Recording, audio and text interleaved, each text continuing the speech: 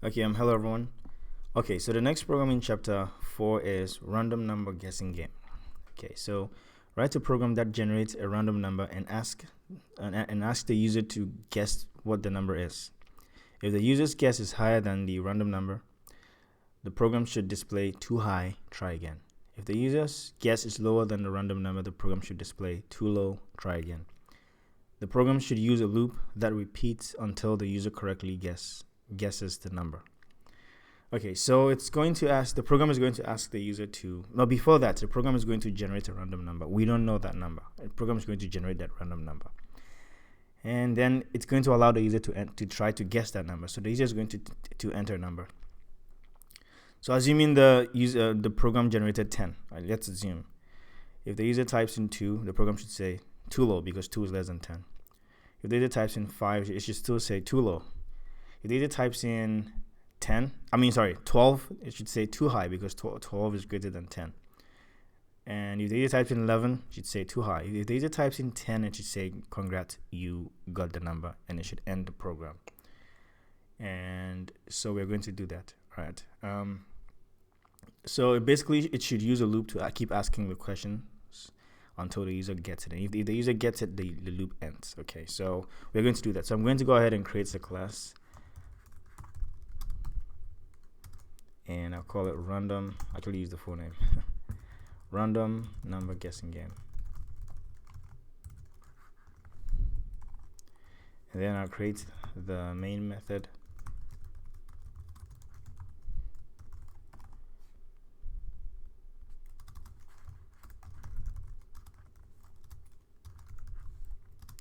Okay. So since we're going to be asking for user input, we have two options. We have a couple of options. We can use either the G option pane or the scanner. For this one, I'm going to choose to use the G option pane, just because the previous program I think I used a scanner, so I'm trying to mix it around. So sometimes I'll use a scanner, sometimes I'll use the G option pane. But for this one, I'm going to choose to use the G option pane. Okay, I could have used the scanner too, but I'm just choosing to use the G option pane. Okay, so to use the G option pane, I need to import it so that this program can have access to it. So to import it, I need to type import javax.swing.goptionPane. Okay, so with the gOptionPane, I don't need to declare an object. Okay, unlike the scanner, I don't need to declare an object for the gOptionPane. I just go ahead and use it. Okay, so the program says over here. Sorry. So we're going to ask the user to guess what the number is. So since we're going to be asking the user, so we're going to ask the user to enter a number, right? But before that, let's make the program generate a number first. Okay, so let's make the program generate a number, allow the user to type in a number so we can compare the two. So let's first make the user generate a number first. So we need a random number class so that this program can use a random number class to generate a random number, okay, using the methods in the random number class. So I'm going to go ahead and import the not the random number class, the random class. It's the random class. So I'm going to go ahead and import the random class with this statement: import java.util.random. Okay. Now with a random class, we need to create a random object if you want to generate a random number. So to generate a random object, I'm going to write it this way: random, and I'm going to call the object random. It's going to be a new random object in memory. Okay, so I have now a new random object called random, and I'm basically creating a new random object in memory, which is called random here. Okay, so now I can go ahead and generate a random number. So I need a variable to store the random number in. So I'm going to go ahead and create a variable. It's going to be an integer. I'm going to call that random number. This random number variable is going to store a random number. To generate the random number, I'm going to set it equal to, again, this random number variable is going to hold a random number. So to generate the random number, I'm going to use a random object. Okay, the random object that I've created here. I'm going to use it this way: random.nextInt. Okay, next int. Sorry about the cough. Okay, I don't know where this cough came. I mean, I know where it came from. I guess I was sick. Basically, I was sick, but I don't know why it's not going. I think this is the longest cough I've had. I know where it's coming from. I basically got a cough and I got sick, but it's not. It's taking a while to go. But, that's just a joke, by the way. It's fine. But yeah, sorry anyways. All right. So I'm using a random object to generate a random integer, and I'm storing it in random number. Now, if I leave it like this, I'm generating a random integer in the range of 0 to whatever limit an integer is. So I'm creating I'm creating a random integer in the range of 0 to 2 billion. Is it 2 billion? I'm not. Yeah, somewhere around 2 billion, or 2 billion, 2 billion, I think. Yeah. So that's a lot of a lot of numbers, right? So I need to limit it, right? So I need to limit it. So I want to keep it from 0 to 100. I want the computer to guess a number from 0 to 100. So the way I do the way I do this is I'm going to enter 101. It's going to generate a random number from 0 to 100. It doesn't include this 101. So this is the kind of like the limit, right? So this is the limit. It doesn't include this. So 0 to 100, not including. So anything less than 101, okay, starting from 0. So if I type in this, it's from 0 to 100, not including 101. So this is going to create a random integer in the range of 0 to 100, and it's going to store it in random number. So now we have it. The number stored in random number. Okay, so I'm going to go ahead and create the Boolean variable, and I'll show you how I'm going to use the Boolean variable. Okay, a Boolean variable. So I'm going to create a Boolean variable. Now, a Boolean variable is basically a variable that holds either true or false. Okay, the value it holds it's either true or false. That's what a Boolean variable is. So I'm going to create a Boolean variable, and I'm going to call that Boolean variable user correct. Okay, this variable is going to determine whether the user is correct or the user or the user is wrong. So it's either going to be true or false. Initially, when the program has started, the user hasn't gotten it correct. So I'm going to set it to false. Okay, so the user hasn't guessed it correctly yet. We are going to set this to true only when the user guesses the correct number. Okay. And see, now I have the random number here. So I can now I have the random number here. I have the now I need to ask the user to enter his or her number. Okay, her guess. But before I do that, I'm going to create a while loop. And I'll show you how I'm going to use the bool here and with the while loop. Again, sorry for the cough. All right, so I'm going to say this. While not, okay, when I call the exclamation sign, I'm saying not. So I'm saying while not user correct, meaning what's already stored in user correct is false. So not false means it's true. Basically, this is going to result into true, and while this is true, it's going to do what's in the while loop. Again, user correct initially. Let me remove the exclamation sign. User correct. If I say while user correct, right now user correct is false. So as long as this is false, this while loop is not going to run. Whatever is in here has to be true for this while loop to run. Initially, user correct is false because again, the user hasn't guessed correctly. Before the program starts, the user hasn't gotten anything correct. So I'm setting it to false. And I'm only going to set it to true when the user guesses the number correctly. Okay. So I'm just saying while not user correct, meaning, and when you read it, it makes sense too, right? While the user is not correct, do what's in the while loop. Keep asking the user to guess. So what I'm saying is while not user correct. But when you think about it, user correct is initially false. Not false is true. Anything that is not false is true, right? We're just dealing with false and true, okay, here. So if it's not false, it's true. So not user correct, not false, meaning it's true here. Okay, it's going to result true. And while this is true, this loop is going to run. Okay, so while this statement is true here, and it's going to be true because initially user correct is false and not false is true. So while this is true, okay, while the user is not correct, while not user correct, okay, let's ask the user to enter the first or guess the number. So I am going to go ahead and ask the user by using the G-option pane. The G-option pane's show inputs dialog. Okay, so I'm also giving the user the chance to type in something. So I'm going to call G-option pane dot show inputs dialog. Dialog. And the show input dialog takes in one argument, takes in an argument which is basically what is going to display on the dialog box. So I'm going to say, please enter number, or guess the number. Okay. All right. So guess the number. It's going to ask the user this and allow the user to type in something, and we need a place to store it. Okay. Whatever is going to be returned, but before that, whatever is going to be returned by this G-option pane's input dialog is going to be a string. Even if the user types in a number, that number is going to be returned as a string. So if we try to store what the user typed in a variable, so if we try to store what the user typed in an integer variable, we're going to get an error, because you can't store what is being returned, which is a string. You can't store a string in an integer. Whatever it's being returned by this G-option pane show input dialog is a string. So we can't use strings in basically calculations, or in this case we can't really use it.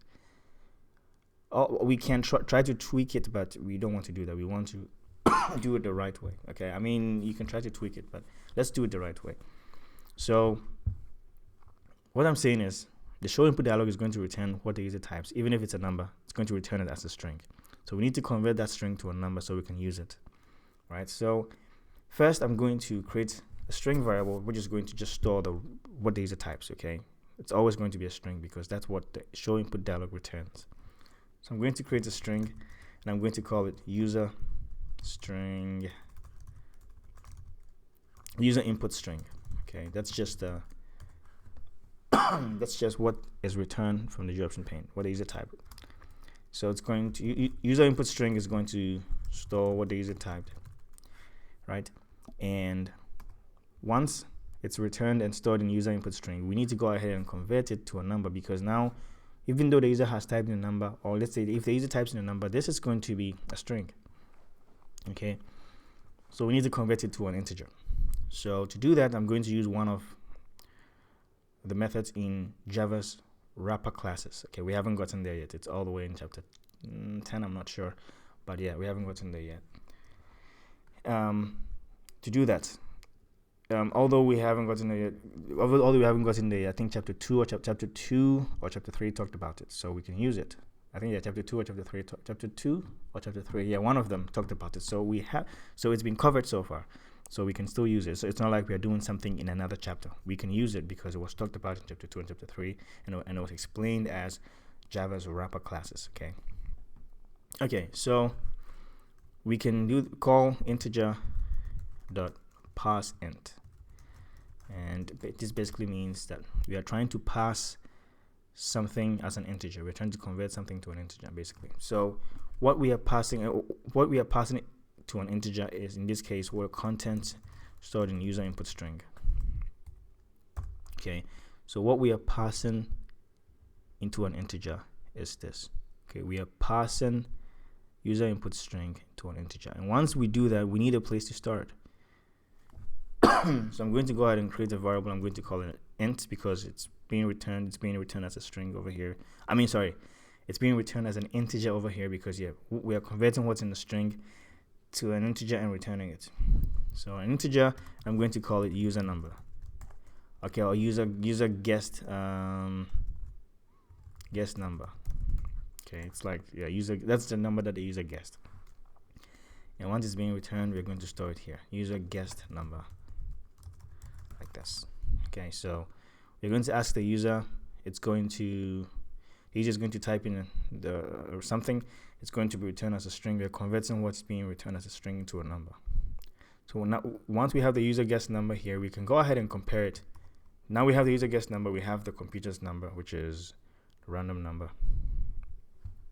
Okay. So if we want, we can go ahead and change this to computer's number. Okay, but random number should work. All right, so I'm going to create an if statement over here and say in the while loop. Okay, I'm going to say if the user guess number is less than the random number. Okay, then we want to say that the number is too low, so try again. And because when the loop comes back up, this is still not going to change. It's going to keep running what's in the loop. So because user correct is still false. So not user correct means this is going to result into true. Okay, the user correct is still false, meaning the user is still not correct. But not user correct is going to, see, not false is still going to result into true. So this is going to keep running unless we change the value from user correct, unless we change the value in user correct to true. In that case, not true is false. And as long as what in the Boolean expression over here, and yeah, what's in the Boolean expression over here, as long as it's false, this loop is not going to run. But we'll get there. Because over here, yeah, we'll get there. But now, what we are here, now we're in the if statement. The program said that if the user's guess is higher, let's start with higher. But I'm doing lower first. Okay, I'm doing. Let's do higher first.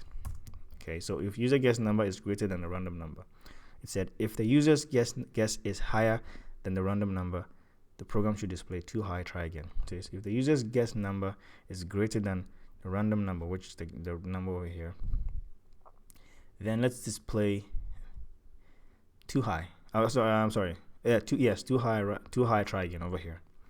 So I'm just going to display because since we are using the G option pane, we are going to we're going to display the message using the G option pane show message dialog. So let's go ahead and display the message. I'm going to call a tab and say G option pane dot show message dialog. Let's show message dialog. Now, show message dialog takes a couple of arguments. The first one is a null. And now what null is going to do is basically center the window, or the dialog box on the screen is going to center it. And the second argument is what you want to display. In this case, I want to display too high, try again. And it's going to too high, try again, and then it's going to come back up and then ask again, okay, until the user guesses correctly. But we're not done. In the if statement, let's say if the guess number is greater than a random number, then too high. Okay, now else if, what about if the guess number is less than a random number? Then we should say too low. So else if, let me copy this. User guess number, I can type it, but just copy it, is less than the random number. Then let's display, just going to go ahead and copy this. Then let's display too low, try again, all right? Now think about it. If it's not too high, if it's not too low, then that means, if it's not less than, if it's not greater than, then that means it's equal to. And if it's equal to, then that we've guessed the number, right? So I'm going to call an else, because else means if it's not greater than, if it's not less than, right? Then it's equal to. Else means if it's none of what's above, if it's not greater than, if it's not less than, then that means it's equal to. So that's what I'm calling else. You can also explicitly type that if else if user guess number is equal to random number, but double equals. Okay, you can actually equally explicitly state it this way. Else if user guess number is equal to double equals to random number. Okay, it's the same thing. But the reason why I'm not doing it that way is because else means that the same thing. Else means it's not, if it's not greater than, if it's not less than, else means it's equal to then. So if it's equal to, then that means we found a number. First, let's display the hey, congratulations, you found a number. So let's display that and say congratulations. All right. Or we can just say yes. Yes. You got the number. Yes, you got the number. Yes, you got the number. Yes, you guessed the number correctly. Yes, you guessed the number. Guess the number. Okay. Something like that. Okay. All right. So if you guess the number and we tell them you guess the number, then let's change the value of this boolean to true. So I'm just going to change user correct. Now it's going to be equal to true. So if this is the option, if the interpreter branches to this section, okay, and it sets user correct to true, then now think about it. Now user correct is true. So if it comes back up and evaluates this, because user correct is true, now this is going to read not true. And anything that is not true, if we're dealing with true and false, anything that is not true is false. And as long as this Boolean expression here resolves to false, this loop is not going to run. So meaning if we have found the number and we've set user correct to true, then stop the program, because now the while loop is not going to run. It's going to exit out of the while loop and continue down. All right. And because there's no code down here, then the program is done.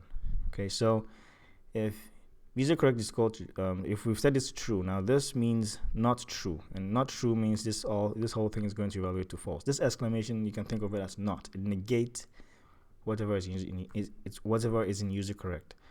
It doesn't change the value. It's just for this. In this case, it's just for the evaluation. This is when we are changing the value. We are changing it from false to true. So, but this is just for evaluation. Not true is false, and as long as the Boolean expression here resolves to false, this loop is not going to run. Okay. All right. So let's try this. Let's try this and see how fun this game is going to be. All right. So I'm going to compile this and I'm going to save it here as random number guessing game. Before that, I'm going to create a new folder. I'm going to call it same thing, full name, random number guessing game. And then create a folder, and then I'm going to create this here. Save. Okay, so we didn't have any errors, but this is the end of the while loop. This is the last. This is the closing parenthesis. Closing curly brace of the while loop. Now, anytime we are done using the G-option pane, we need to call system.exit, and I'm going to pass in a 0. Now, system.exit terminate the extra thread that is caused by the G-option pane. Anytime you start the G-option pane, that an extra thread is started, and system.exit terminates that extra thread. And I'm passing in a 0 so that when I later on receive this 0 that I'm passing in a variable and test on that variable to check if it's 0, and I get a 0, it's normally an indication that this program run successfully, reach this point, reach this line, and I was able to get to 0. If I go to 0, it's an indication that this program runs successfully. If I didn't get a 0, if I didn't get a 0 as a return value, that probably means I didn't get to this line, so 0 wasn't returned. But if 0 was returned, like I check on the return value and it was 0, then it's an indication that this program runs successfully or reached this line. Okay, it was able to get to this line. It's normally an indication that it runs successfully. Okay, so I've done that. I'm going to compile it and run it. Okay, so guess the number. Oh, but before that, let me cancel this. This is just because we didn't write code for the cancel button. That's why you're seeing this. Ignore that. All right. Let me create a way for us to actually know the random number ahead of time. Okay. So whilst I'm printing any of these, I'm going to also print the random number in front of it. So I'm going to, since I have the random number stored over here, and the random number is the computer's guessed number, the random number that the computer guessed. So I'm just going to type random number here. I'm just going to concatenate it to this string here, right? I'm just going to surround it with parentheses so we know that's the number. So I'm going to surround it parentheses, opening parentheses. I'm going to concatenate it to this variable and close it here and put a space in front of it like this. So I'm going to do the same thing for the rest. Copy it and then paste it this way, like that.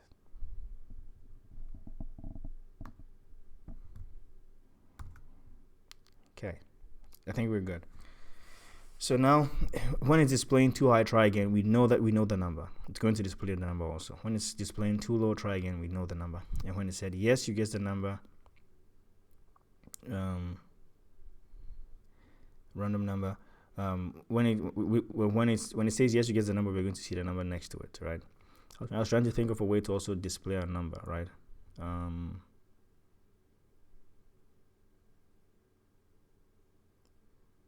Okay, but this works. Okay, we're still going to see the number, and when I type it, you will see the number. So when I'm typing it in the program, we'll see what we type.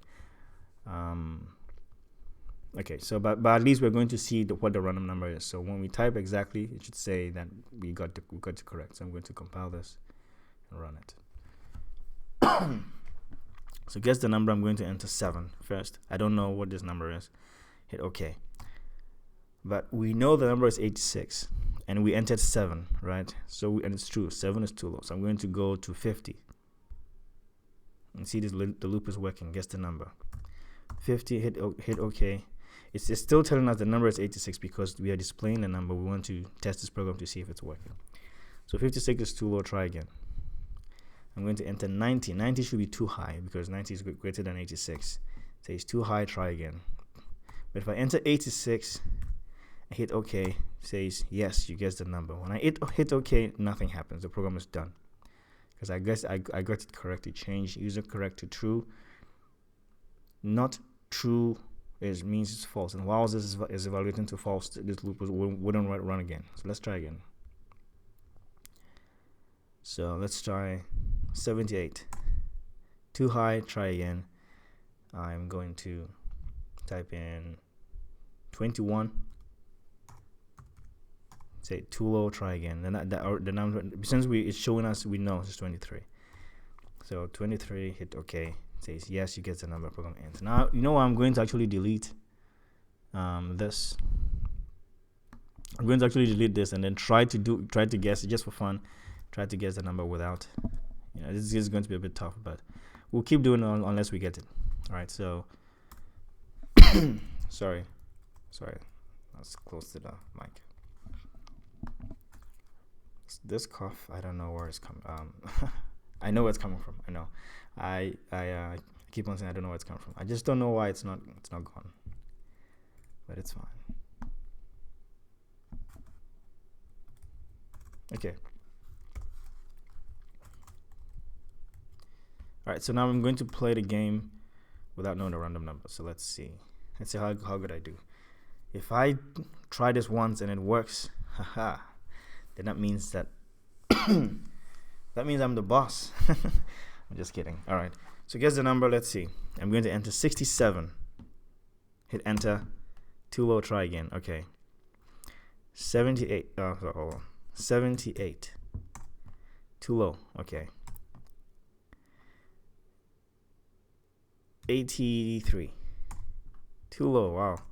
All right. 90. Too high. Okay, so it's below that. 87. Too low. 88. Too low. 91. Too high. Okay. 90. Too high. 89. Yes, you guess the number. So yeah, I think I should have known. Actually, you can actually modify this program in so many ways. I think the next program we actually modified it. It tells us how many tries, how many how many times we guess to get a number. So in this case, oops, I'm sorry. I'm so sorry. I accidentally pushed the mic. I'm sorry if it hurt your ears. I accidentally pushed the mic. Sorry. I probably put an annotation there just to, if I'm saying this, I've probably put the annotation there. But I'm sorry, I pushed. I guess I got so excited and I pushed the mic. Sorry about that. All right. So yes, I'll try one more time and see what happens. It was fun. And guess what? When the mic hit the keyboard, it typed this stuff here. So I'm just going to undo it. Okay. All right. Sorry. Okay, so let's try one more time. Oops.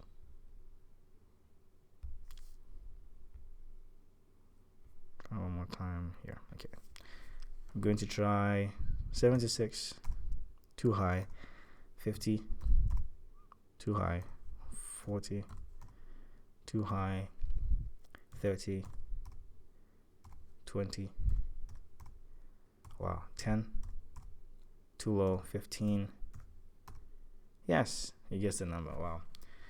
Okay, so sorry about pushing the mic. Very sorry about that. All right, program is done. If you have any questions, please comment down below, and I'll do everything to respond to them. Thank you very much for watching. Take care of yourselves. Have a great night, great day, good sleep, nice time, and I'll see you next time with the next program. All right, take care of yourselves. Bye-bye.